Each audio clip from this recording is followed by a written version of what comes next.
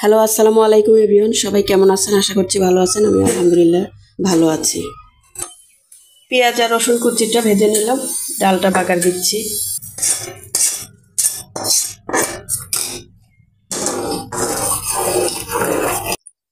মাছের ডিম দিয়ে করলা ভাজি করব। আগে কখনো আমি করি নাই, আজকে ফার্স্ট। অনেক ইলিশ মাছের ডিম দেয়, আমি রুই মাছের ডিম দিচ্ছি।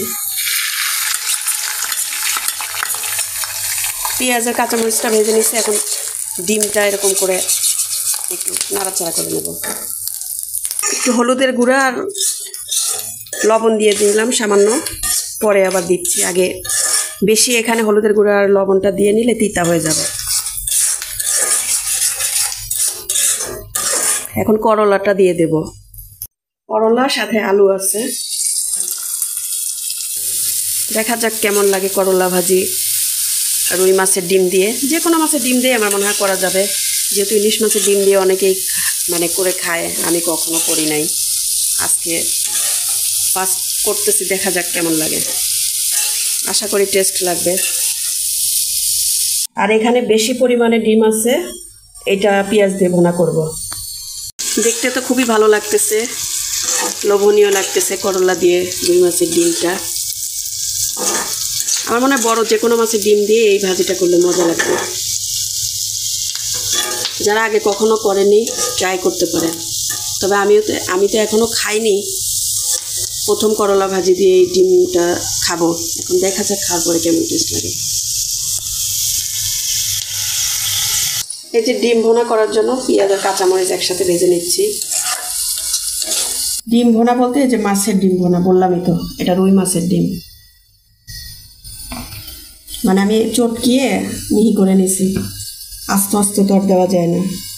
এই যে আদা রসুন বাটাটা আগে দিয়ে দিলাম, এটা আগে কিছুক্ষণ ভেজে নেব, তারপরে বাকি মশলা দেব। সব কিছু ভুনাই তো আসলে একই রকম, এটা আর দেখানোর কিছু নাই। সব রকম মশলা দিয়ে দিলাম, জিরা গুঁড়া, তারপরে হলুদের গুঁড়া, মরিচের গুঁড়া, লবণ, সব কিছু দিয়ে দিলাম। একটু সামান্য পানি দিয়ে দেব।